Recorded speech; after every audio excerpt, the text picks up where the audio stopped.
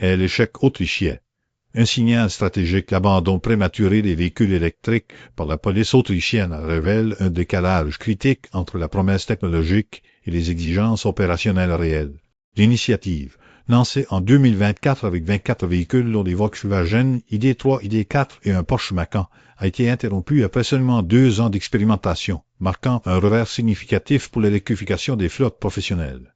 Le ministère fédéral de l'Intérieur a conclu que cette génération de véhicules ne convient actuellement qu'aux missions logistiques, invalidant leur usage pour les opérations d'urgence. Cet échec opérationnel soulève des questions fondamentales sur la maturité de la technologie face aux impératifs de disponibilité constante, de performance et d'autonomie sous charge, dans un contexte où la pression réglementaire pour la décarbonation ne cesse de croître.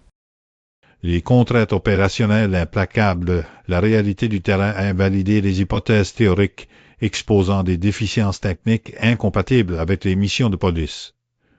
Le métier de policier impose un paradigme d'utilisation radicalement différent de celui d'un utilisateur civil, avec des exigences de disponibilité 24/7 et de réactivité immédiate. Les temps de recharge prolongés en courant alternatif créent des fenêtres d'indisponibilité inacceptables, tandis que le poids de l'équipement spécialisé et les conditions hivernales autrichiennes dégradent drastiquement l'autonomie réelle des batteries.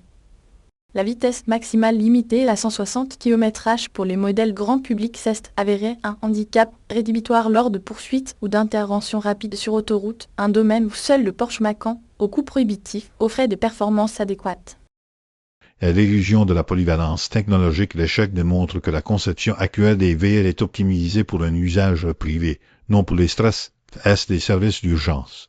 La défaillance systémique observée en Autriche n'est pas un simple problème de gamme, mais une inadéquation fondamentale de l'architecture véhiculaire.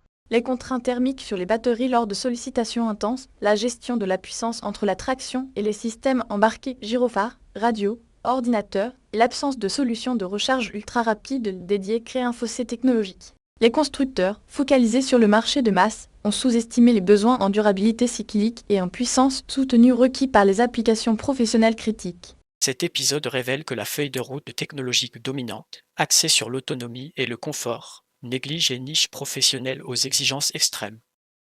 Verdict. Une pause stratégique nécessaire à l'adoption des véhicules dans les flottes critiques exigera une refonte des produits et des infrastructures, reportant leur viabilité à moyen terme. L'expérience autrichienne impose un réalisme brutal. Dans leur état actuel, les véhicules électriques ne constituent pas une alternative viable pour les services de police et par extension pour de nombreux autres services d'urgence. La priorité stratégique doit désormais glisser d'une promotion généraliste vers un développement ciblé de plateformes professionnelles dédiées, intégrant des batteries à recharge ultra rapide, une gestion thermique renforcée et des performances dynamiques garanties.